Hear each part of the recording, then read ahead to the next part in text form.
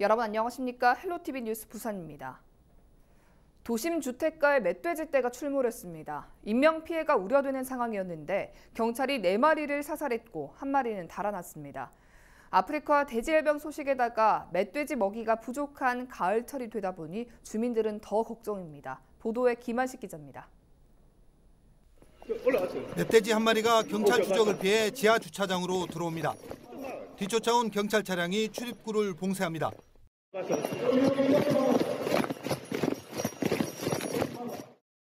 돌진하는 멧돼지를 피한 경찰관이 총을 쏴 사살합니다.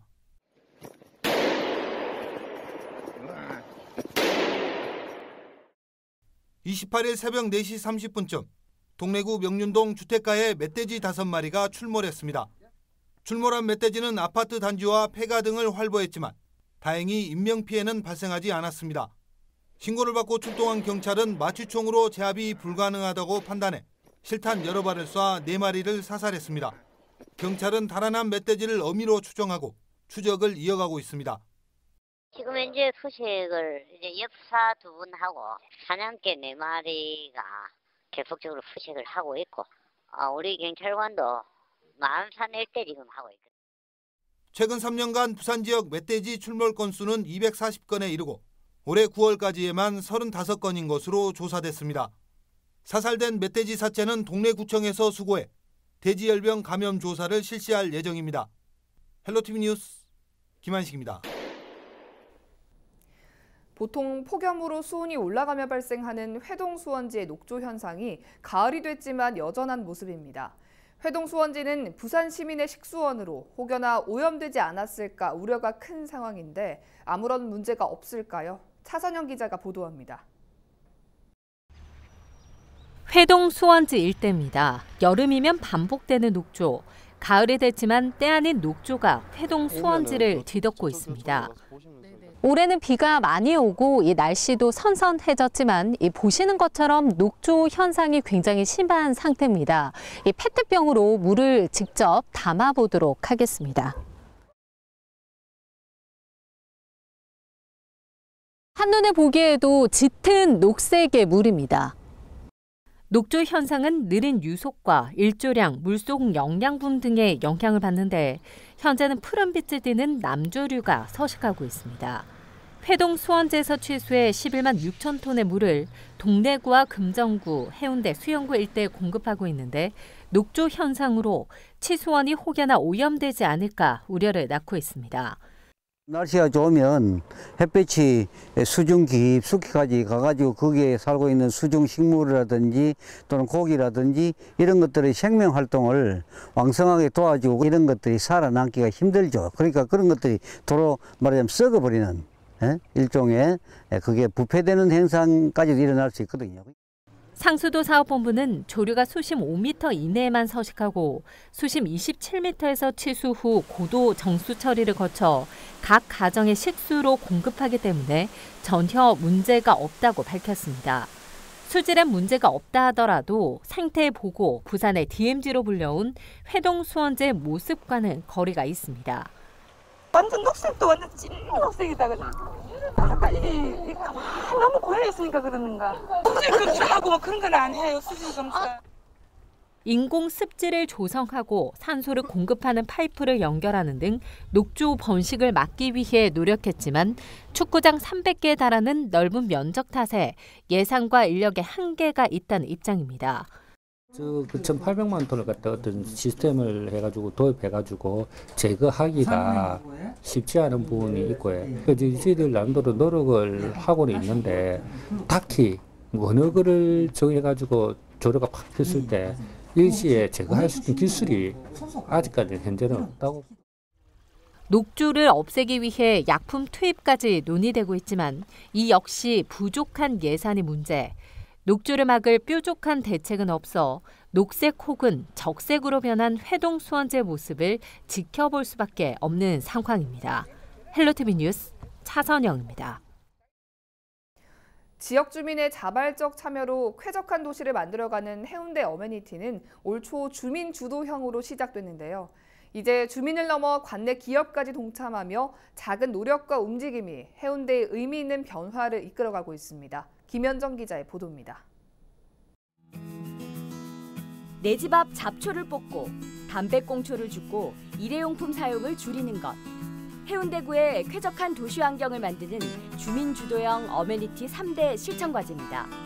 해운대구는 2019년 구 정책 사업으로 도시 쾌적성 향상을 위해 어메니티 사업을 결정하고 관 중심에서 주민 중심으로 활동을 펼쳐왔습니다. 그간 활동에서 한 단계 더 도약하는 해운대 어메니티 챌린지. 이를 위해 해운대구와 좌일동 주민자치, CJ 헬로 부산방송이 손을 맞잡았습니다. 해운대 어메니티 챌린지는 일사일동의 개념으로 주민과 관내 기업이 쾌적한 지역 환경을 만들어가는 것입니다. 좌일동 주민자치위는 담배꽁초와 쓰레기로 몸살을 앓고 있는 NC백화점 옆 미관광장의 청결 활동을 CJ 헬로 부산방송과 함께 나갈 계획입니다.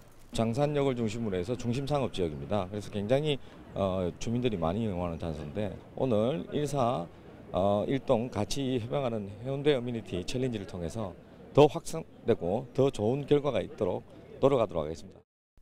부산방송은 해운대 어메니티 활동의 기획 취재와 함께 임직원 봉사단 80여 명이 환경 개선 활동에 나설 계획입니다. 저희가 이 해운대의 구성원으로서의 자리매김도 좀 할 것 같고 그다음에 해운대에 기여할 수 있는 부분도 될 것 같습니다. 그래서 이번 행사를 참여했고 매월 1회 참여하지만 1회에 그치지 않고 솔솔수범해서 해운대 어메니티 챌린지는 1호 기업 CJ 헬로 부산방송을 시작으로 앞으로 릴레이 형식으로 관내 기업의 참여로 확대될 예정입니다. 많은 분들이 이렇게 함께 해주시는 것이 결국 우리 해운대구를 밝게 하고 또 해운대구의 미래를 만들어 나가는 그것이 바로 해운대 어메니티라고 생각합니다. 이와 함께 해운대 자원봉사센터에서는 좌일동 미관광장 화단에 게릴라 가드닝 사업으로 철쭉과 아이비 등의 식물을 식재하며 쾌적한 공간 만들기에 동참했습니다. 작은 관심과 노력이 더해져 만들어가는 지역의 작은 변화가 해운대 어메니티를 완성시켜가고 있습니다. 해운대 어메니티 챌린지 일사일동에 첫 발을 내딛었습니다. 쾌적한 해운대를 만들어가기 위한 이러한 의미 깊은 활동들이 어떠한 나비 효과로 나타날지 주목됩니다. 헬로티비 뉴스 김현정입니다. 4년이 넘도록 지역 주민들이 지역 어르신을 위해 무료급식 봉사를 시행하고 있는 마을이 있습니다. 바로 영도구 신선동인데요. 든든한 한 끼 식사로 정을 나누는 나눔 밥상을 안수민 기자가 취재했습니다. 음식 준비로 분주한 부엌. 하나하나 직접 손질한 재료들로 비빔밥에 들어갈 나물을 만들고 정성껏 담아냅니다. 커다란 솥에서는 맛있는 김이 모락모락 피어납니다. 영도구 신선동에서 지난 2015년부터 시작된 행복 나눔 밥상. 신선동 지역이 노인 인구가 많은 편인데 형편이 안 좋거나 건강이 안 좋아서 끼니를 거르시는 어르신들이 많은 것을 알게 되었습니다. 그래서 생활이 어려운 분들이 부담 없이 먹을 수 있는 저렴한 가격대의 식당을 한번 만들어보자. 평일에는 국수 2,000원, 비빔밥 3,000원. 시작 당시에는 제대로 된 시설이나 지원도 없이 12명의 주민들이 직접 운영 비용을 내고 일손을 충당했습니다. 쉽지 않은 출발이었지만 차츰 도움의 손길이 늘었고 평일 장사를 하면서 벌어들인 수익금과 후원으로 어르신들을 위한 무료 급식도 4년이 넘도록 매주 주말마다 진행되고 있습니다. 무려 160차례, 그동안 어르신 2만여 명이 든든한 한 끼를 대접받았습니다. 무료 급식으로 시작된 봉사는 사랑의 도시락 배달, 무료 봉사 등 어르신들을 위한 돌봄과 케어 사업으로까지 확대되고 있습니다. 외로움과 고독사가 심각한 사회적인 문제로 대두된 상황에 민간 차원에서의 이 같은 자발적인 활동들은 복지 사각지대를 줄이는 데 큰 역할을 할 수 있습니다. 부산 곳곳에 후원자들이 이렇게 우리 영도 지역 신선동 어려운 지역에 지속적으로 이렇게 후원을 해서 어르신들에게 따뜻한 점심을 대접해 준 데 대해서 진심으로 고맙게 생각하고 앞으로 지속적으로 이어졌으면 좋겠다 이런 생각을 해봅니다. 신선동에서는 오늘도 따뜻한 온기가 피어나고 있습니다. 건강이 허락하는 한 어려운 이웃들을 위해 봉사활동을 계속하고 싶습니다. 헬로티비 뉴스 안수민입니다. 부산 도심도로 한가운데 전봇대가 세워져 있는 황당한 일이 발생했습니다. 이런 상황은 수년째 이어져 왔는데 해결책을 찾기 어려워 보입니다. 보도에 김한식 기자입니다. 대형 건물 사이에 세워져 있는 전봇대. 전봇대 안쪽에 3m 정도의 공간은 아파트 공사 당시 도로로 사용할 목적으로 확장한 겁니다. 하지만 기존 전봇대를 옮기지 않고 도로만 확장했습니다. 아파트를 완공하면서 새로 개설한 도로입니다. 하지만 보시는 것처럼 중간에 화분들이 놓여 있고 불법 주정차가 기승을 부리고 있습니다. 아파트 입주가 시작된 건 지난 2014년경. 주민들은 관계기관에 불편을 호소했지만 상황은 여전합니다.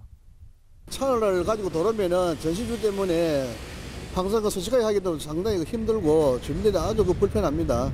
우리가 몇 군데 진정도 많이 넣고 했는데 아직 시행이 안 되고 있습니다. 신규 아파트의 경우 면적 6만 제곱미터 이상일 때만 교통영향평가를 받는데 해당 아파트는 기준보다 불과 230여 제곱미터가 작아 제외됐습니다. 한전 확인 결과 당시 시행사 측은 전봇대 지중화 비용 등을 문의했지만 실제 공사는 하지 않은 것으로 나타났습니다. 결국 수년째 도로 한가운데 세워져 있던 전봇대는 주변에 오피스텔이 건립되면서 일부 해결될 전망입니다. 하지만 교차로에 세워진 전봇대는 지중화 대상에서 제외됐습니다. 일부나마 도로 기능은 회복할 수 있지만 결국 근본적인 해결책은 되지 못합니다. 현재 도로는 도로의 기능을 못하고 있습니다. 그래서 빨리 그 전선 지중화 4곳 다 해가지고 도로가 기능을 양방 교행이 가능하도록 빨리 조속한 시일 내에. 관할 지자체는 행정 절차상 문제는 없다며 자체적인 지중화 계획은 없다고 밝혔습니다. 해당 아파트 건설 규모는 수백억 원. 규정상 문제는 없지만 입주민은 물론 인근 지역 주민들을 위한 배려가 아쉽습니다. 헬로티비 뉴스 김한식입니다. 도심에선 숲이 주는 즐거움과 행복을 충분히 느끼기엔 어려운 부분이 있는데요. 숲을 함께 가꾸고 숲 프로그램에 참여하면서 지역 주민들이 숲에서 희망과 즐거움을 찾고 있다고 합니다. 차선영 기자가 보도합니다. 남광 종합사회복지관 정원에 조성된 나눔숲. 어린아이 어르신 할 것 없이 지역 주민들은 사계절 내내 나눔숲을 가꾸었고 어느새 가을 옷으로 갈아입은 건강한 나무로 숲을 이뤘습니다. 어르신은 나무에 이름표를 달고 아이들은 그 이름을 불러주며 숲이 주는 행복을 느낍니다. 숲 프로그램에 참여하며 느낀 숲이 주는 희망과 즐거움은 어르신들에겐 잊지 못할 추억이 됐습니다. 선생님이 말이지 이거는 곰소리고 이거는 참소리고 말이지 이 꽃나무는 무슨 꽃나무다 이렇게 하니까 정말 참말로 왕기 너무 참 감사하고 고맙고 그렇습니다. 진짜 아마 평생이 안 잊을 겁니다. 아흔을 바라보는 임정자 할머니. 머릿속에 지우개가 있는데 조금 전에 한 일도 자꾸 잊어버리지만 집 밖으로 나와 작은 화분에 든 식물을 가꾸고 나눔숲을 거니는 것만으로도 치유가 된 듯합니다. 사실은 내가 알려고 내가 여기 왔어요. 안 잊어버리려고. 근데 이래 나오니까 참 재밌었고 즐겁고 막 여러 사람 만나고 막 좋고 나쁘고를 떠났어. 좋아요. 산림청과 한국산림복지진흥원이 후원하고 복권기금, 녹색자금이 지원하는 공익사업인 나눔숲 돌봄사업. 숲을 접할 수 없는 지역 주민들이 오셔가지고 하나하나의 식물들을 관찰할 수 있는 계기가 되었고, 그다음 어린이 같은 경우도 자연을 활용하여 같이 프로그램에 참여함으로써 자연에 좀 친화력을 좀 높일 수 있는. 가족부터 청소년, 어르신, 어린아이까지 함께한 나눔숲 돌봄 사업은 내년에도 이어질 예정입니다. 헬로티비 뉴스 차선영입니다. 해운대구 반송동은 정책 이주 지역으로 마을이 형성되면서 주택 밀집 지역으로 발전한 곳입니다. 이곳에 위치한 반송 큰 시장은 원래는 반송 2동 시장인데요. 6개 상호회가 골목마다 모여 다 같이 하나 된 시장으로 만들자 해서 반송 큰 시장으로 이름이 변경됐습니다. 요즘 반송 큰 시장에 경사가 이어지고 있습니다. 김현정 기자입니다. 1982년에 개설된 반송 큰 시장. 올해는 중소벤처기업부 특성화 시장 육성 사업에서 문화 관광형 시장으로 선정돼 국비 10억 원을 지원받게 됐습니다. 이러한 호재가 이어지고 있는 가운데 반송 큰 시장에 특별한 손님이 찾아왔습니다. 바로 몽골 헨티도 도의원과 지역 인사 30여 명이 반송 큰 시장을 방문한 겁니다. 외국인 방문단이 반송 큰 시장을 찾은 것은 처음으로 시장 상인들은 모두 한마음으로 따뜻하게 손님들을 맞이했습니다. 우리 시장이 한 몇 년 전까지만 해도 조금 이리 좀 죽었었어요. 근데 요즘 와가지고 굉장히 지금 원활하게 지금 돌아가는 것 같아요. 지금 외국 사람이 우리 동네 온다는 거 있을 수가 없는 일이었어요. 근데 이번에 너무 반갑고 너무 좋고 해서 밤에 잠을 못 잤어요. 몽골 헨티도 도의원 방문단은 한국형 전통시장을 둘러보고 김치를 직접 담궈보며 특별한 시간을 보냈습니다. За пансон зах дээр ирсэн чинь ард иргэд маань сайхан одоо хүлээж авсан захын хамтуудад сэтгэл өндөр байна. Тэгээ одоо бид бүхэн Солонгосын 김치гээ сайхан одоо амттай зүйлийг одоо өөрснөө хийж үзэх гэж байна. Тэгээд очиод өөрснөө хийж одоо сайхан хоолндоо хэрэглэнэ. 반송 큰 시장은 내년 본격적인 문화 관광형 시장으로 발돋움하기 위해 토요장터와 김치 체험 등을 활성화할 계획입니다. 이번에 문광이 시장 활성화 방안으로 몽골에서 초청해서 도의원들, 헨티도 도의원들 초청해서 지금 우리가 사업을 하고 있습니다. 찾아오는 시장으로 만들기 위해서 저희들이 최선을 다하고 있습니다. 앞으로 많은 변화가 있을 겁니다. 여러분들 지켜봐 주시고 우리 방송을 좀 많이 지지해 주시기 바랍니다. 서민들의 삶이 고스란히 녹아있는 전통시장. 반송 큰 시장의 의미 있는 변화가 지역 경제와 활력에 어떠한 방점을 찍을지 주목됩니다. 헬로티비 뉴스 김현정입니다. 걷기 좋은 환경을 가진 부산 갈매길에 국제 걷기 대회를 유치하자는 움직임이 눈길을 끕니다. 유치하는 노력이 사람 중심 보행도시가 되는 계기를 만들어낼 수 있을 것 같은데요. 차선영 기자가 보도합니다. 9개의 갈매길이 있는 부산. 이 길은 천혜 자연 환경뿐만 아니라 저마다의 역사와 문화 자원이 녹아 있습니다. 부산 갈매길을 단순히 길의 기능을 넘어 국내외 관광객들이 체류할 수 있는 힐링 생태 테마길로 만들자는 움직임이 눈길을 끕니다. 회동 수원지 일원에 국제 걷기 대회를 유치하자는 겁니다. 남녀노소, 장애인, 비장애인, 소외계층 모두가 평등하게 걸을 수 있는 길로 회동 수원지가 국제 공인 걷기 행사 신청 요건에 충족한다고 봤습니다. 바다 중심의 걷기 코스였었거든요. 도심 중심으로 좀 바꿔서 지역 주민 사는 거 하나하나를 좀 확인할 수 있는 길이 더 외국 분들한테는 맞겠다라는 걸로 취지로 지금 얘기가 됐습니다. 확장성을 보면은 기장이나 이렇게 해운대 쪽으로도 이렇게 연계해서 같이 코스를 50km짜리 뭐 이렇게 더 연장할 수 있는 코스를 많이 만들 수가 있거든요. 그렇다면 현재 부산 갈매길은 어떤 모습일까? 회동 수원지가 포함된 부산 갈매길 7코스를 찾아가 봤습니다. 회동 수원지를 주변으로 하이킹을 하는 시민들이 눈에 띕니다.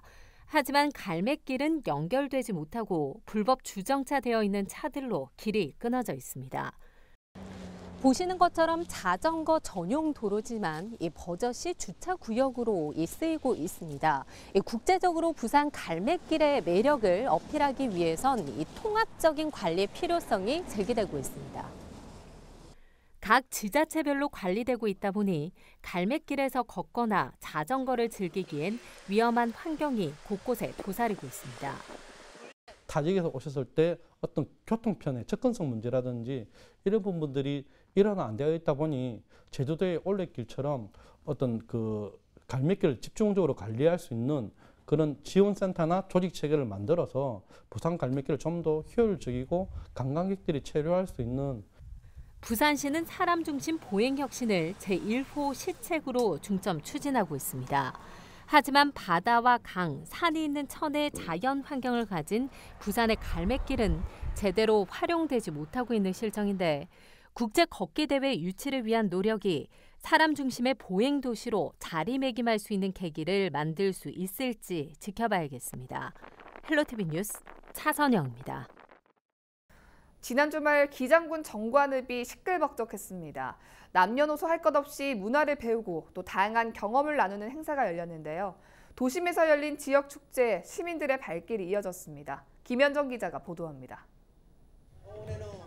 푸르른 가을 하늘 아래 올해로 7회를 맞이한 생태하천 학습 문화축제가 열렸습니다.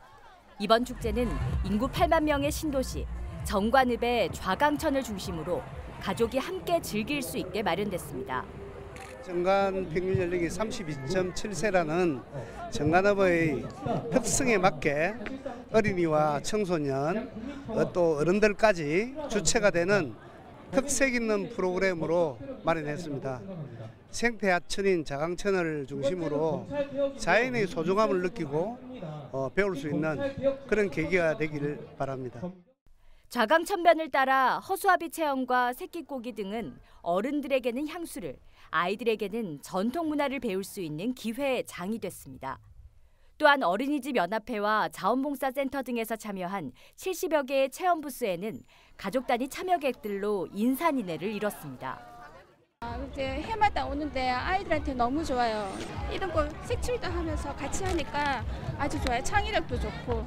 엄마랑 같이 만들어서 재미있어요. 올해 생태하천 학습문화축제에 처음으로 함께하게 된 1318 할로할로 프로그램은 청소년들이 주인공이 됐습니다. 500여 명의 청소년들이 기획에서부터 진행까지 도맡아 세대 통합에 의미 있는 시간이 됐습니다. 도적 청소년 참여 활성화를 사실 청소년들만 한다고 해서 되는 건 아니거든요. 근데 이렇게 민, 관, 공 모두 다 한마음 한뜻으로 도와주시니까 저희 청소년들이 단순히 보호받는 존재가 아니라 주체적으로 뭔가를 할 수 있다는 것을 지역사회에 기여할 수도 있고 해서 아주 큰 의미가 있는 것 같습니다. 부산방송에서는 채널 25번을 통해 1318 할로할로 어울마당 행사를 오는 11월 3일 특집 방송할 예정입니다. 벨로TV 뉴스 김현정입니다. 도심 공원에서 가을꽃이 만발해 시민들에게 즐거움을 선사하고 있습니다. 공원을 찾은 시민들은 뜻하지 않게 만난 가을꽃을 즐기며 가을의 정취를 만끽했습니다. 가을이 무르익는 현장, 김한식 기자가 스마트폰 출동으로 담았습니다. 도심이 형형색색 꽃으로 물들었습니다.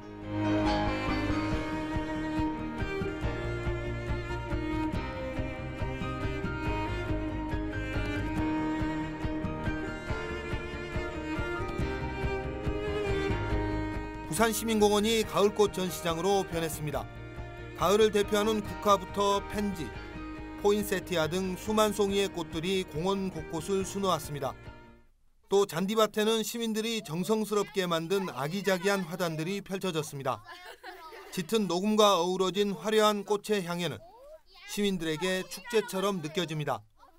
국화 축제하는 줄 알았어요. 처음에 국화꽃을 해놔니까 더 멋있네요. 공기도 쾌적하고 이 자연 너무 예쁘게 아름답게 꾸며놔서요. 너무 잘한 것 같아요. 꽃으로 꾸며진 조형물과 길게 펼쳐진 핑크색 물결은 사진 명소입니다. 짧은 가을, 그래서 더욱 아쉽게 느껴지는 계절. 시민들은 아쉬운 마음을 함께 기억합니다. 사진 찍기 꽃도 많고 오늘 날씨도 좋으니까 사진 찍기 굉장히 좋은 것 같아요. 입구에도 막 꽃 빠져 있고 해가지고 사진도 많이 찍을 수 있고 해서 더 좋아져가지고. 아름드리 나무 사이 산책로는 어느새 꽃길로 변했습니다.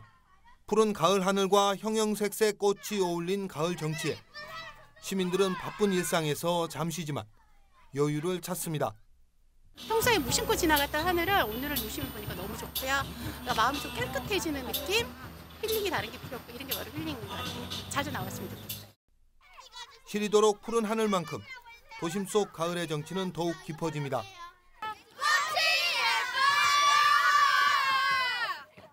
부산시민공원 측은 전시 중인 가을꽃을 오는 31일 시민들에게 무료로 나눠줍니다.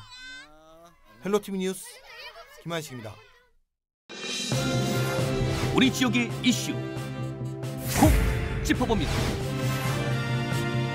헬로 이슈 토크. 이슈 토크입니다. 부산 불꽃축제가 오는 11월 2일에 열립니다. 해마다 100만 명 이상의 관람객이 찾는 부산 불꽃축제는 대한민국 대표 축제로서 자리매김하고 있는데요. 오늘 이슈 토크에서는 부산 불꽃축제 그동안의 성과와 과제에 대해서 짚어보도록 하겠습니다. 부산 문화관광축제 조직위원회 박용헌 사무처장, 한국해양대 해양공간건축학과 안웅희 교수와 함께합니다. 안녕하십니까? 네, 안녕하세요. 반갑습니다. 부산 불꽃축제가 개최된 지 어느덧 15년째입니다. 해마다 조금씩 발전을 이제 거듭을 해오고 있는데요. 첫 시작이 어땠을지 좀 궁금합니다. 이 부산 불꽃축제 어떻게 해서 시작을 하게 됐습니까? 네, 이 부산 불꽃축제는 2005년에 에이펙 회의를 부산이 개최를 하면서 네. 세계 각국의 인사들과 참가단들에게 보여주기 위해서 홍보용으로 불꽃쇼를 한번 했는데요. 네. 그것을 하고 나서 그 효과가 너무 좋고 또 부산 시민들이 볼 때는 야, 이렇게 멋진 축제가 부산에 있다라고 하는 어떤 그 열망과 희망을 주게 됐죠. 예. 해를 거듭하면서 발전해서 어느덧 말씀대로 15회가 됐고 네. 100만 명이 넘는 관람객이 온다라고 하는 초유의 부산을 대표하는 축제로 자리 잡게 됐습니다. 네, 사실 국내 유명 불꽃 축제들이 참 많이 있습니다. 뭐 여의도도 있고요, 가까운 여수 밤바다로 이제 이름을 알고 있는 여수 불꽃 축제도 있는데 부산 불꽃 축제만이 가지고 있는 어떤 특징이라고 하면 어떤 게 있을까요? 네, 그 불꽃 축제의 일단 속성을 좀 알아야 되는데 불꽃은 아무래도 불을 지르는 행위잖아요. 네. 이제 그러다 보니까 사실 상극인 물, 강이나 바다에서 하는 게 굉장히 안전합니다. 네. 그래서 이제 대규모로 하면 할수록 이제 안전성을 보장하기 위해서 이제 바다로 하는 경우가 많죠. 네. 근데 이제 대한민국이 삼면이 바다고 그럼 모든 바다에서도 할 수 있는 것 아닌가라고 네. 생각할 수 있지만 대부분의 많은 바다는 군사보호구역이라든지 그다음에 어민들의 어떤 생활 터전이기도 그렇죠. 예. 하고 양식장이 있고 그렇습니다. 그래서 그리고 또 바다는 망망대해 바다잖아요. 그런데 네. 이제 부산 광안리 앞바다에 아주 멋진 부산의 랜드마크인 광안대교가 있고 네. 대교에는 또 멋진 조명이 또 기본적으로 설치가 되어 있고요. 예.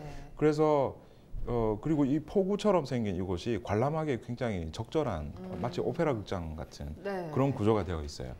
그러다 보니까 이제 불꽃을 정말 기술자들이 마음대로 이렇게 표현을 할 수가 있는 거죠. 예. 일례로 이제 서울 세계 불꽃 축제가 가장 역사도 있고 아주 규모가 있다고 이제 생각을 하는데 네. 서울 불꽃 축제에서 쏘는 불꽃 중에 가장 큰 사이즈의 불꽃을 네. 부산은 그냥 뭐 쉽게 쏩니다. 그리고 한국에서 가장 큰 사이즈는 부산에서만 쏩니다. 네, 그 정도로 이제 불꽃의 어떤 크기와 네. 연출의 규모로는 거의 뭐 압도적인 수준이고요. 네. 네, 그걸로 뭐 부산 불꽃 축제가 다른 지역의 불꽃 축제와 차별화된다라고 보시면 되고요. 네. 뭐니 해도 이 광안대교라고 하는 랜드마크를 활용한 종합적인 연출이 일어나죠. 네. 레이저, 조명, 뭐 화약 등등이 그리고 음악과 함께하는 이런 종합적인 연출이 타도시하고는 크게 구분이 되고 있다. 이렇게 말씀드리겠습니다. 외국인 관광객 유치를 좀 활성화하기 위해서 2015년부터 유료 좌석을 도입을 하기 시작했습니다. 네. 성과가 좀 있었나요?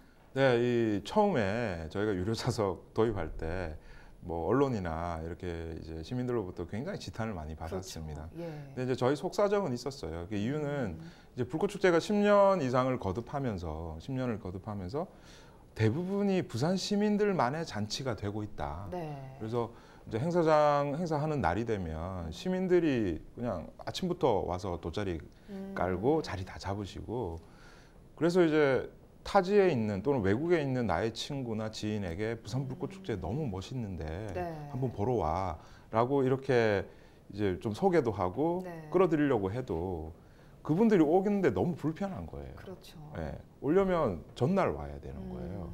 이제 우리가 이제 역으로 우리가 외국의 어떤 아주 멋있는 콘텐츠를 보러 간다고 하면 꼭 그것만 보러 가지는 않잖아요. 그렇죠. 가서 뭐 왕궁도 보고 그다음에 맛있는 맛집도 가고 저녁에 쇼도 보고 이런 건데 네.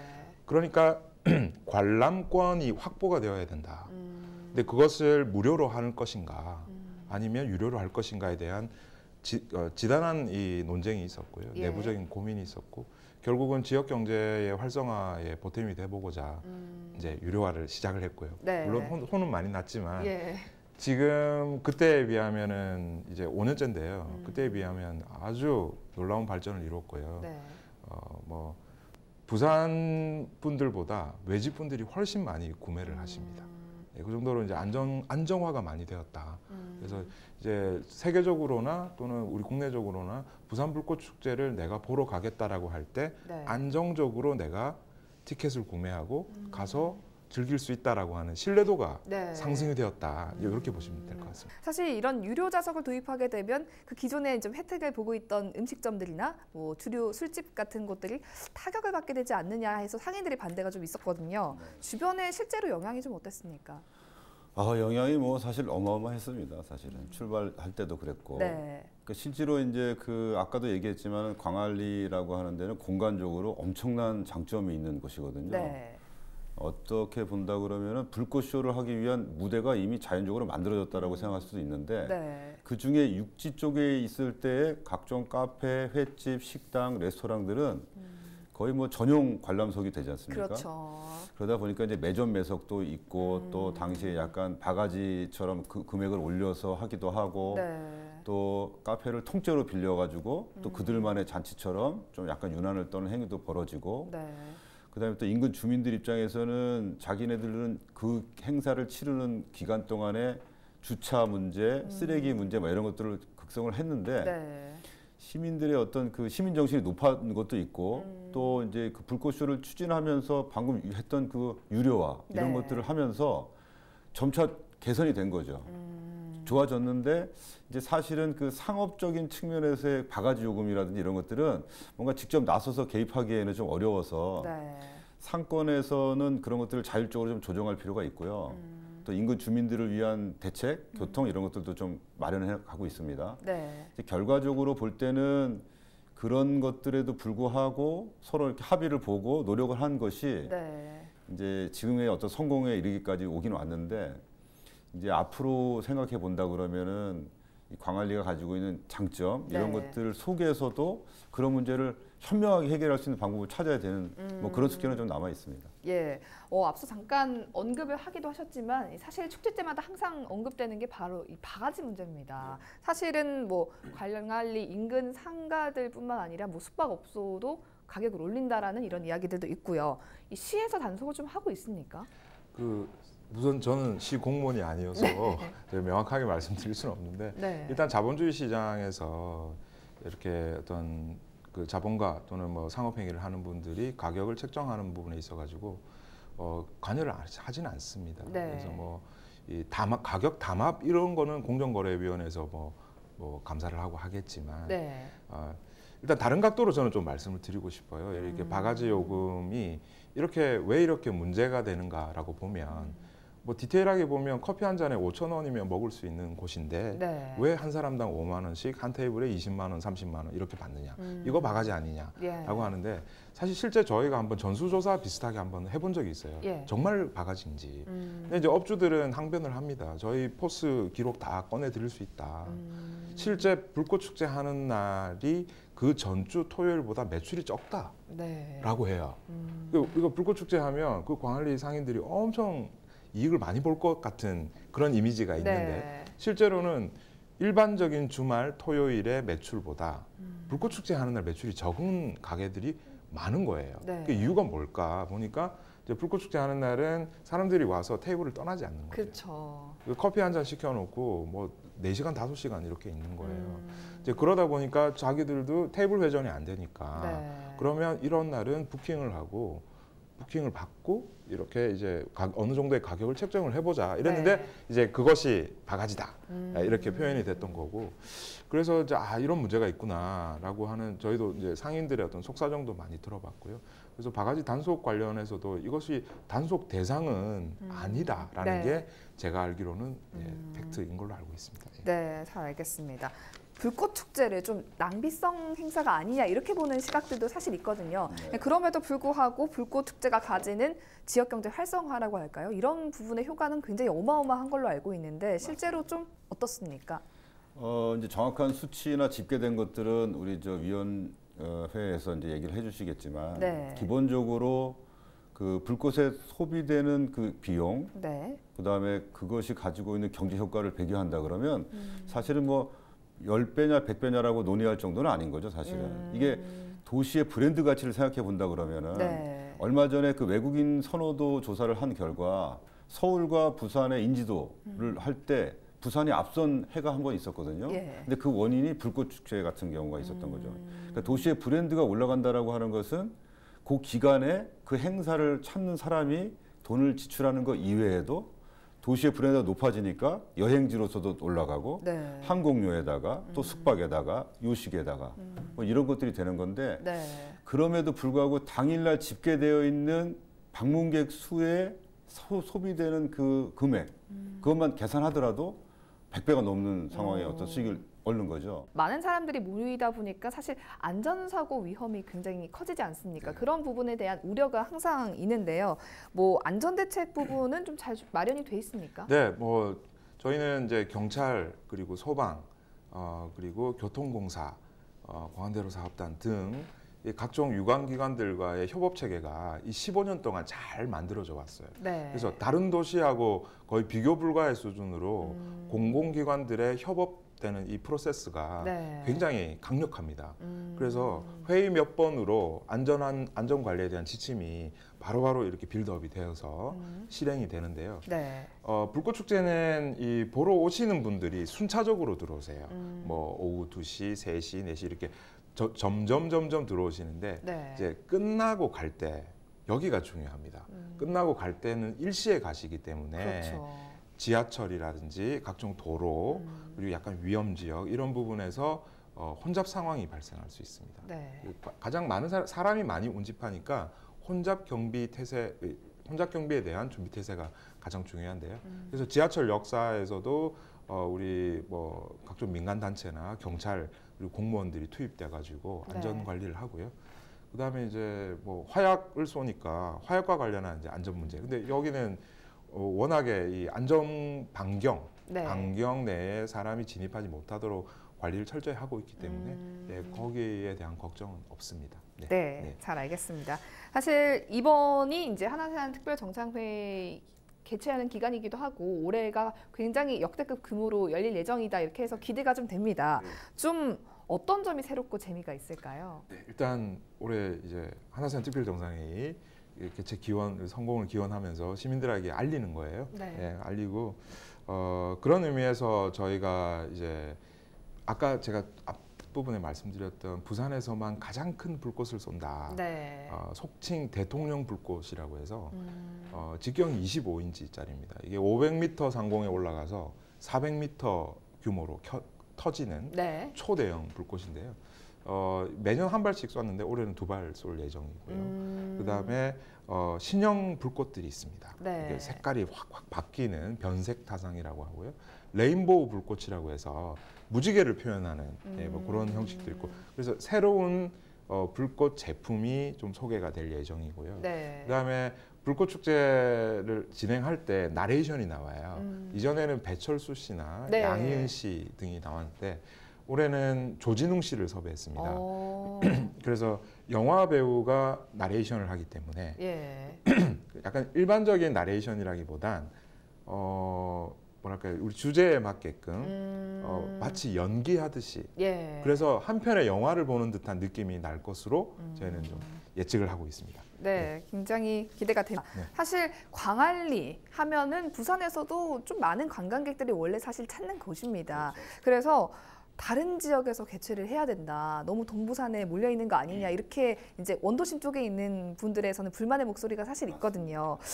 뭐 원도심 개최를 검토하자라는 반응에 대해서 교수님께서는 어떻게 보십니까? 우리 이제 이 축제 조직위원회뿐만 아니라 사실은 제가 몸담고 있었던 부산국제영화제 등등 해서 대부분의 이제 부산에서 움직이는 원동력들이 이제 서부산에서 이제 동부산으로 옮겨왔지 않습니까? 그렇죠.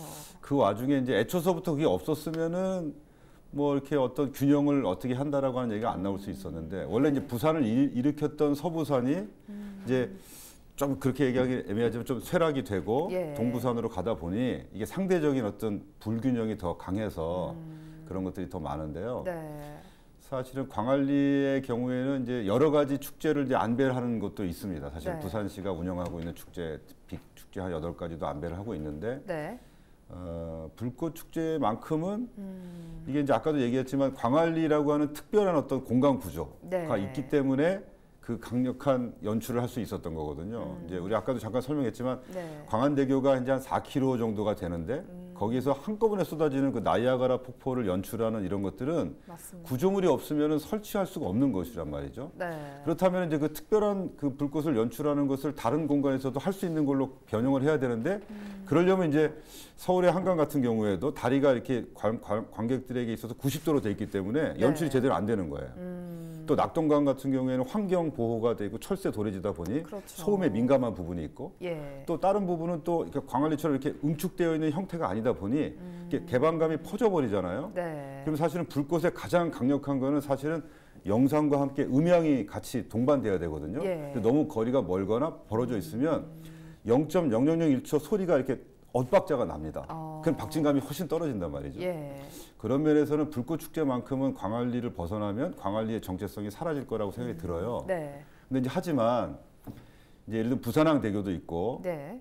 또 부산항도 있고 또 낙동강의 다대포라든지 또는 북구 내륙에서 또 사실 동네 읍성이라든지 이런 데도 불꽃 축제는 사실은 하려면은 다 어디든지 할 수 있습니다. 네. 그러니까 이제 제가 볼 때는 이 문제는 일단 15회를 오는 동안 굉장히 성공적으로 자리를 잡았는데 네. 혹시 요거를 조건을 싹 바꿨더니 갑자기 힘이 확 떨어져 버릴 수도 있거든요. 그렇죠. 그러니까 이제 시민들과 기술자들, 전문가들 이런 사람들이 다 모여서 가장 최고의 현명한 선택을 해야 되는데 그게 이제 그렇게 쉽지만은 않을 것 같습니다. 네. 대신에 뭐 대상지로 원하는 곳은 많이 있고 네. 또 심정적으로 그게 어떤 걸 의미하는지도 잘 알고 있는 바이죠, 뭐 사실. 네, 사실 그리고 또 이제 부산 불꽃 축제 하면 기대하고 오시는 이제 관광객들의 모습, 맞습니다. 그런 것들도 이제 배제할 수가 없는 거고요. 그렇죠. 지금도 좀 많이 알려지긴 했지만 이제 국제적으로 좀 더 많은 분들을 부산을 찾게 하기 위해서 앞으로의 좀 계획 같은 것들이 있을까요?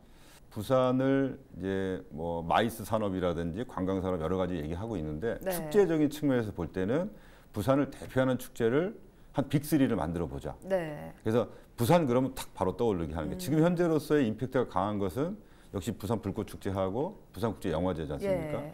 근데 이런 상황에서 불꽃 축제가 조금 더 외연을 키워서 더 브랜드를 상승시킬 것이냐? 네. 안 그러면 이제 다른 방법으로 이제 부산 전체의 균형을 유지하면서 브랜드를 높일 것이냐라고 하는 크게 두 가지 방향 속에서 계속 고민을 하고 있고요. 네.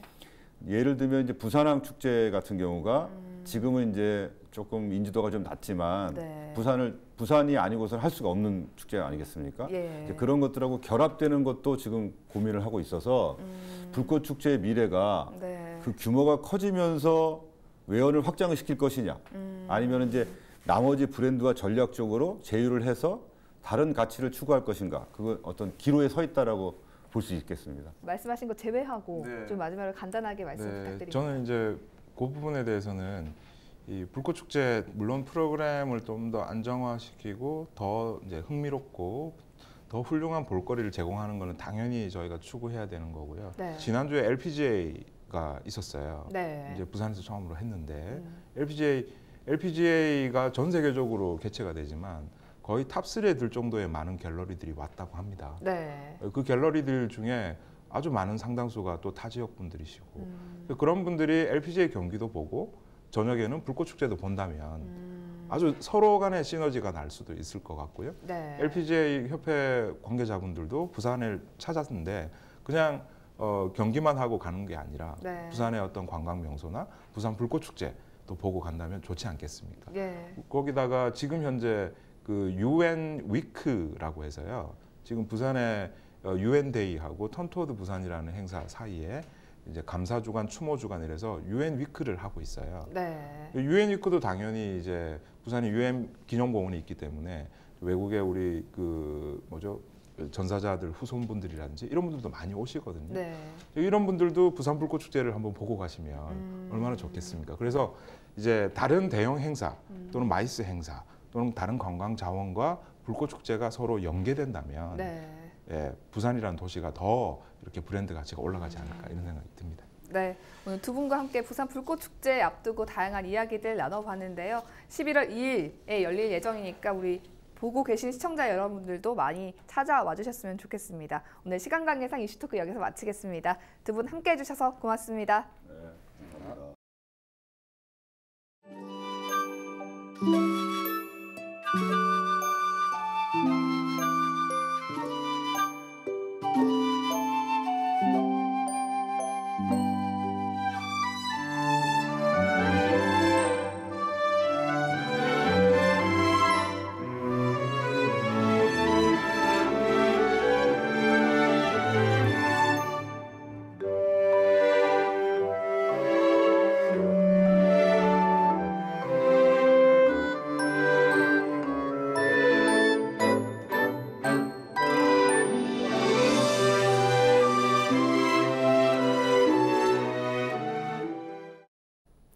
이상으로 뉴스를 마칩니다. 저희는 언제나 지역 주민 여러분 곁에 있겠습니다. 고맙습니다.